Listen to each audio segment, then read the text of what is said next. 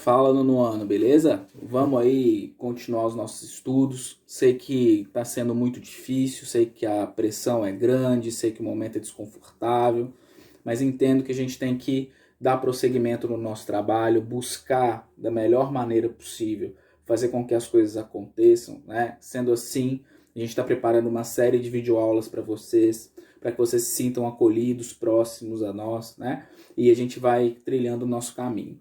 É importante lembrarmos sempre, né, que não estamos de férias. Nós estamos em um momento delicado no mundo, né, um momento extremamente tenso, né, e até em grande escala perverso, porque muitas pessoas estão perdendo a vida. Então é importante que vocês entendam o processo, que vocês compreendam o processo e saibam que quanto antes a gente vai estar junto novamente, beleza? Bom, antes de começarmos efetivamente, né? Vocês sabem que eu sou tímido, né? Então tá sendo muito complicado poder gravar, mas a gente está tentando acertar os ponteiros aí com vocês. Eu fiz um roteiro, né, de aula hoje, que vai ser uma retomada, na verdade, ok? A gente vai retomar alguns conceitos que nós discutimos nas aulas anteriores para fazer um gancho com o que eu vou discutir agora, tudo bem? Eu vou pedir aos professores também, né, a coordenação, para encaminhar para vocês um PowerPoint dessa aula. Em muitos momentos você vai me ver olhando para o lado. Não é porque eu estou colando não, tá? Na verdade é porque eu estou seguindo o roteiro que está aqui embaixo, beleza? Bom, nós temos uma questão assim singular, né, no mundo hoje, que é a pandemia do coronavírus, que pode ser até utilizada e usada para a gente fazer a nossa retomada de discussão, né, que é uma retomada da globalização. Bom, se nós pensarmos, né, que o mundo de hoje está totalmente conectado, ele sofre, né, flutuações constantes aí na economia. Além disso, uma crise que se instala em um lugar A provoca repercussões no lugar B, né? Ou seja, né, o coronavírus, essa pandemia, mostrou que nós estamos mais conectados do que imaginávamos. Ou seja, transitamos por vários lugares, comunicamos com pessoas de vários lugares, experimentamos várias culturas, várias formas de acesso à informação, várias formas de acesso ao outro. Essa é uma condição básica da globalização. Só não se esqueça que esse processo é um processo muito antigo. A globalização, ela deriva aí das grandes navegações, né? A gente podia até fazer um recorte, se a gente quisesse, né, do século XV, por exemplo, até a década de 1980, quando ela ganha um ápice de comunicação. Isso é importante lembrar, não pode esquecer. Ou seja, nono ano, quando vocês pensarem na globalização, não se atrelem muito ao termo. O termo globalização foi criado na década de 1980, mas o processo é muito mais antigo do que isso. Uma das características básicas da globalização é promover a anulação do espaço físico em detrimento do tempo. Ou seja, nesse mundo contemporâneo global, o tempo parece ter mais efetividade e até mesmo mais importância do que o espaço geográfico. Por mais que todo geógrafo que se preze ame falar sobre o espaço geográfico e o coloque sempre como a categoria básica de análise da geografia. Por que eu estou dizendo isso? Alguns geógrafos conhecidos dentro da discussão da globalização, né, como Milton Santos, David Harvey, vão falar uma coisa importante. Eles vão dizer assim, olha, ao longo do tempo, o ser humano se preocupou muito em encurtar as suas distâncias. Só que esse encurtamento da distância, ele é um encurtamento virtual da distância, por assim dizer, né? Eu falei em sala de aula uma vez, né? A distância entre Brasil e China, hoje, é a mesma de 100 anos atrás, de 200, 300, 400 anos atrás. O que mudou é a forma de chegar lá, não é verdade? Hoje nós chegamos muito mais rápido à China do que chegávamos há 300 anos atrás, há 200 anos atrás. Mas a China ainda é um lugar. A China é um espaço geográfico, o Brasil é um espaço geográfico. O que aconteceu? A lógica de organização planetária no mundo global mudou. As pessoas perderam, de certo modo, a referência do local em detrimento da velocidade. Só que nós temos algumas questões que fazem um contraponto a isso, né, que nós chamamos aí de resistências do lugar. Essas resistências são identitárias, são culturais. As pessoas que moram em determinado lugar acabam absorvendo a cultura daquele lugar e passando de geração em geração. Então, por mais que nós absorvemos aí ao longo do tempo, né, culturas múltiplas, ideias mundiais, escutemos aí K-pop e sei lá mais o que, nós ainda vamos comer em Muriaé o cachorrão, beleza? Porque ele é uma identidade, né? É um traço cultural dessa cidade, desse lugar. Então, o lugar associado aí à ideia de espaço geográfico acaba assumindo essa identidade e fazendo com que o lugar se torne uma frente, né, de luta contra a expansão da cultura global, a expansão dos mercados globais. Isso é importante vocês lembrarem. Contudo, né, ao longo do tempo, essas proximidades construíram aí cenários díspares no mundo, o que faz até um contraponto assim, importante, né, dentro da nossa discussão. Porque veja bem, a ideia básica da globalização é a integração, ou seja, integrar todos os lugares, integrar todas as pessoas, integrar o fluxo do dinheiro, fazer com que ele circule em todo lugar. Se eu falo integração, automaticamente me vem à cabeça a necessidade de colocar todos no mesmo patamar. Ou seja, no mundo ideal da globalização não existiria desigualdade. Só que nós não conseguimos perceber uma redução da desigualdade, nós percebemos um aumento da desigualdade. Por que isso aconteceu negando esse princípio básico da globalização?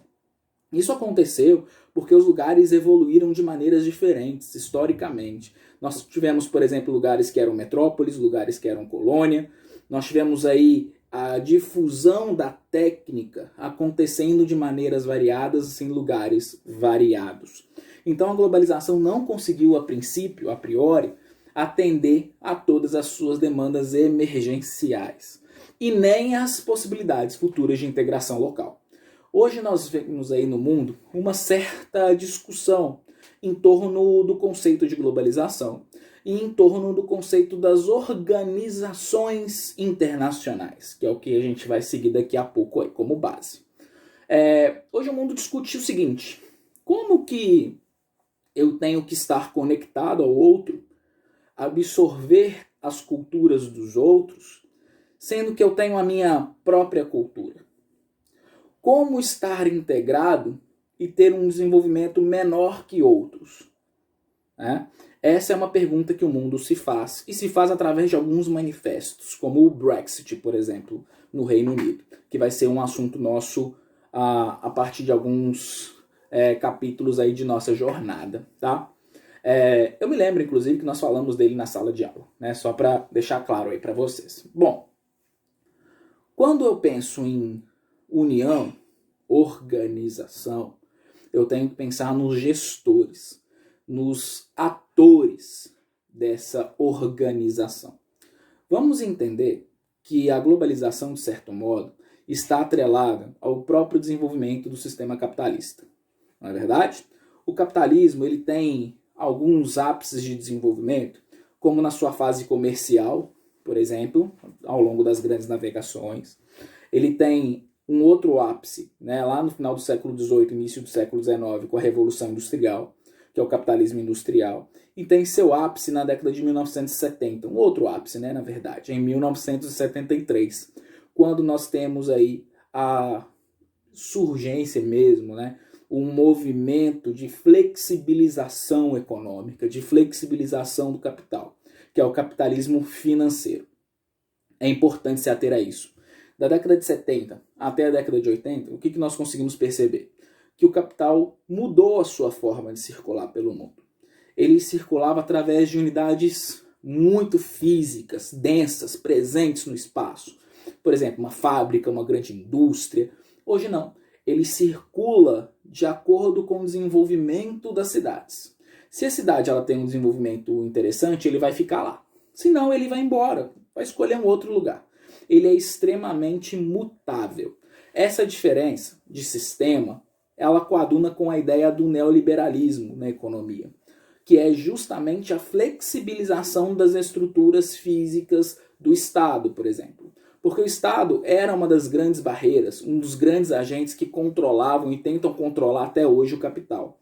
Ou seja, tentando, de alguma forma, buscar uma organização sistemática desse fluxo de capital. Então os Estados nacionais funcionam a partir dessa lógica, dessa premissa em relação ao capitalismo também. Só que para o capital isso não é interessante, né? Ele precisa circular livremente e essa era a ideia basilar do neoliberalismo. Ou seja, reduzir as funções do Estado e abrir a possibilidade de fazer com que o capital circule livremente para todo mundo. Coincidentemente, o termo globalização, e não é nada de coincidência nisso, né? Na verdade é um propósito, o termo globalização surge na década de 80, justamente com o avanço do que a gente chama de políticas neoliberais pelo mundo.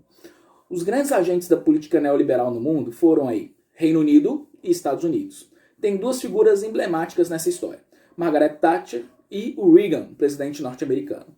Eles tinham como meta vender a ideia do neoliberalismo para o mundo todo como um modelo econômico, um sistema econômico que seria o salvador da humanidade.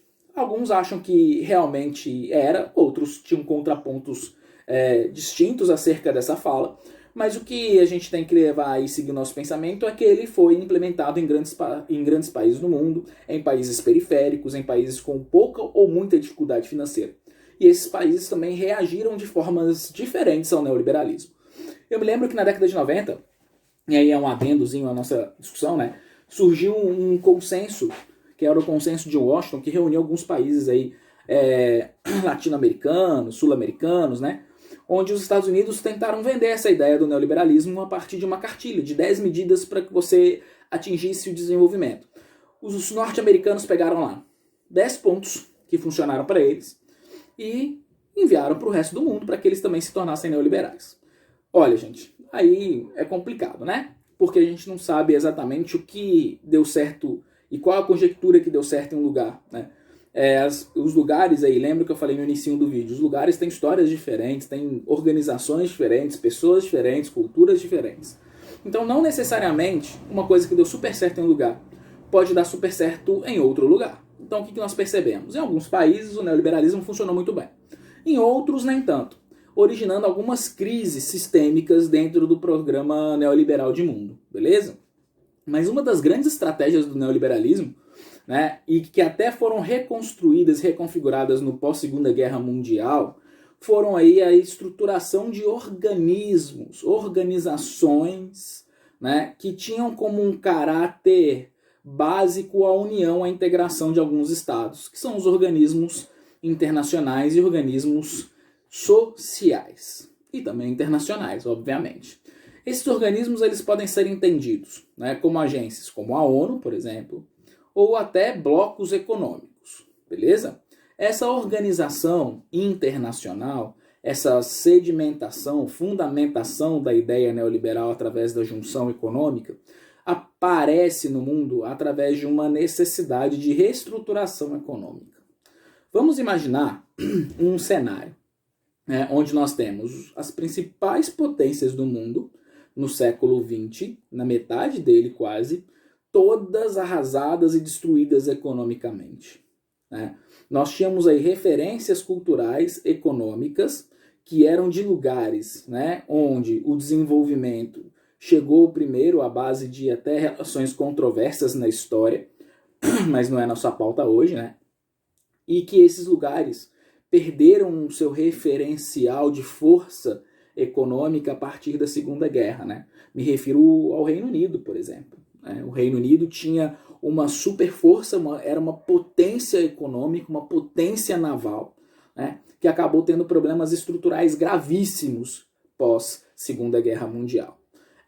Esses problemas fizeram com que muitos países europeus, por exemplo, né, optassem por uma reconstrução. Essa reconstrução partiu e girou também em torno da União Europeia, que é uma organização, um bloco econômico.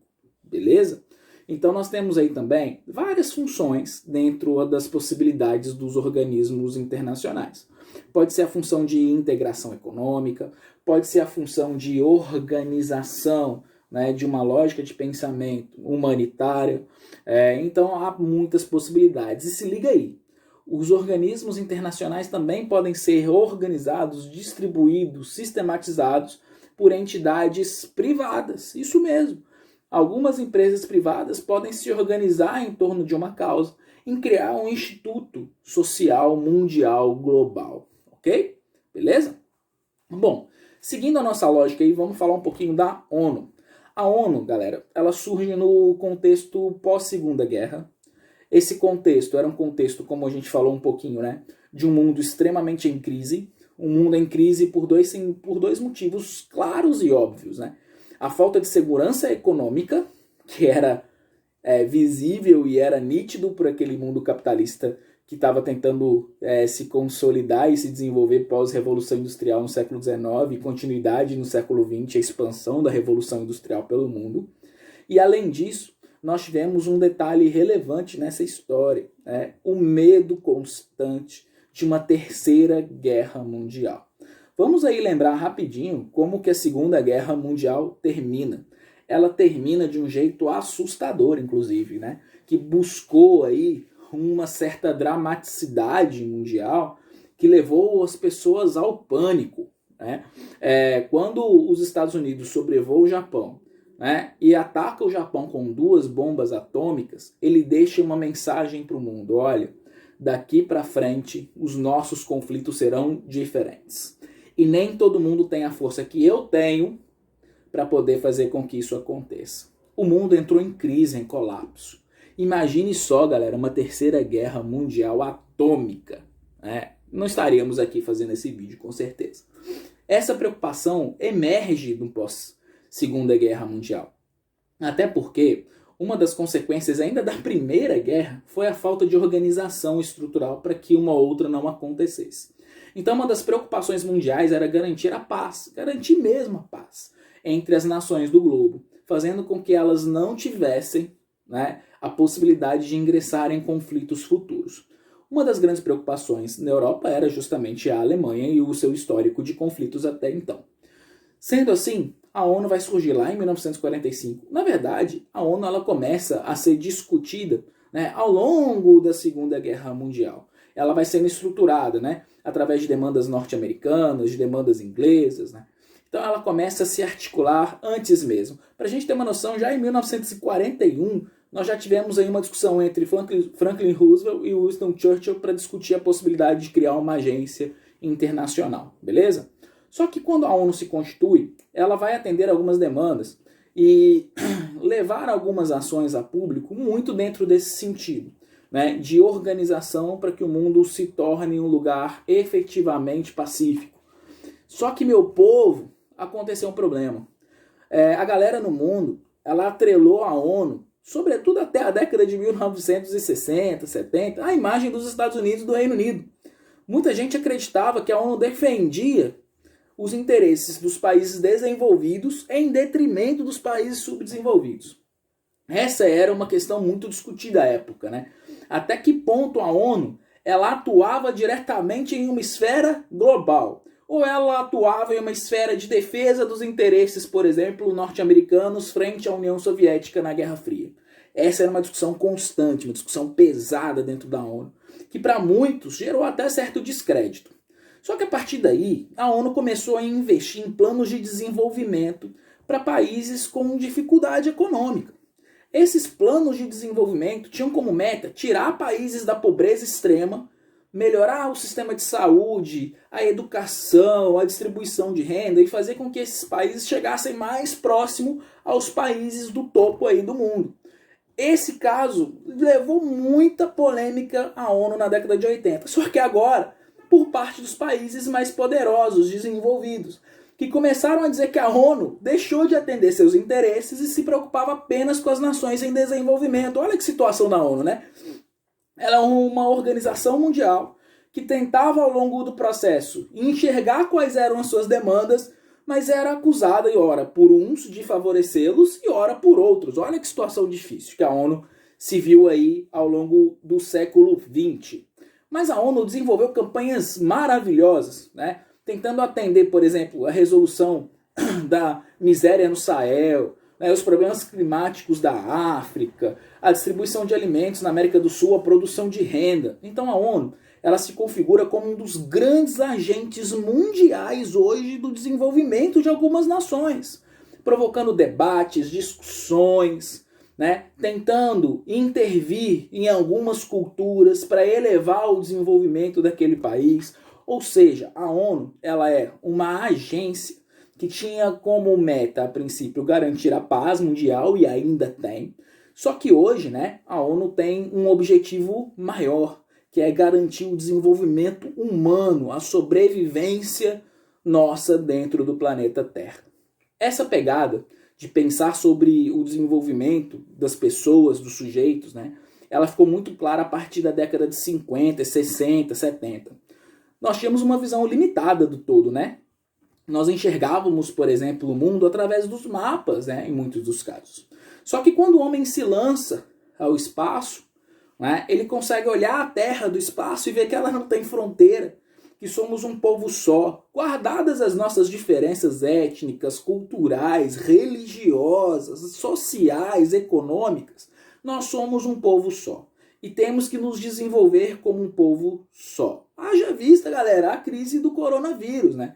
Atinge todo mundo, não importa se está na China, se está nos Estados Unidos, se está no Brasil, no Equador, não importa se tem muito dinheiro, se tem pouco dinheiro, ou seja, os problemas no mundo, eles são em ordem global, afetam a humanidade dessa forma. E a ONU tenta mostrar essa necessidade para o mundo, a necessidade de pensarmos como um só, como um corpo só, independente da fala, independente do idioma, independente do nosso traço cultural ou da nossa vestimenta. Só propaganda. Bom, enfim, sendo assim, com esse pensamento, com essa lógica, a ONU cria a Agenda 2030.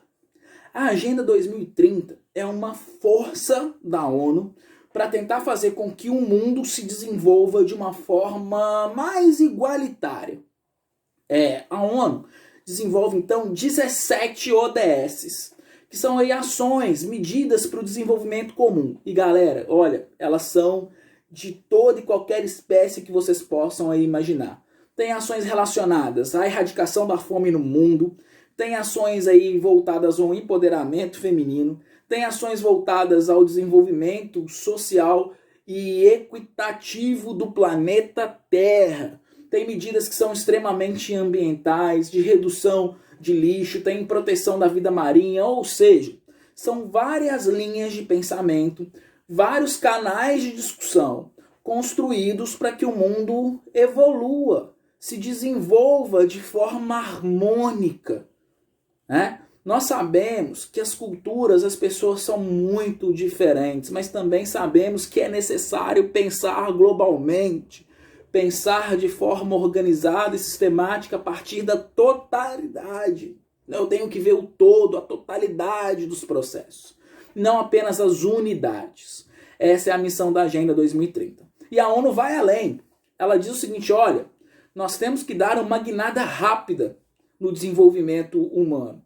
Se nós não conseguirmos fazer isso até 2030, 2040, 2050, é bem provável que a humanidade tenha muita dificuldade de enfrentar os problemas do porvir, do futuro, que serão problemas de mudança climática, problemas relacionados ao aumento da miséria e da pobreza.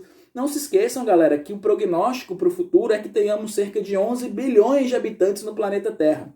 Então imagina, 11 bilhões de pessoas aqui, se com quase 8 a gente tem dificuldades assim inimagináveis para alguns, né?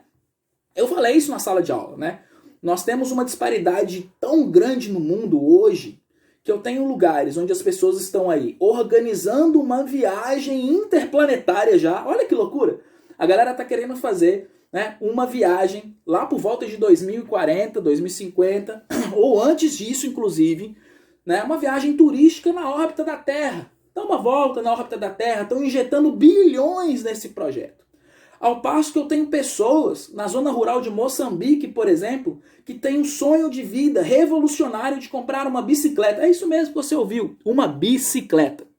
Que seria para ele o avanço técnico inimaginável dentro da sua história de vida. Então imagine pessoas que andam cerca de 6, 7 horas por dia só para conseguir água ou cultivar. Imagina a diferença que uma bicicleta não faz. Imagine, galera, você ter que juntar uma grana aí durante 4, 5, 6 anos da sua vida para ter essa inovação técnica, enquanto outros têm condições de pensar em viagens interplanetárias. Essa é a diferença do mundo hoje. E é isso que a ONU tenta combater. Buscar formas de desenvolvimento humano que sejam aí equilibradas com o próprio planeta em que vivemos. Sendo assim, meu povo, avançamos numa parte significativa do nosso capítulo. Na próxima daremos segmento ao capítulo 4 das organizações internacionais. Eu vou pedir para vocês ficarem em casa, se cuidarem, terem aí todas as informações possíveis junto aos seus professores, ao colégio, e nós estamos aí lutando para que vocês tenham um melhor aprendizado possível dentro desse momento.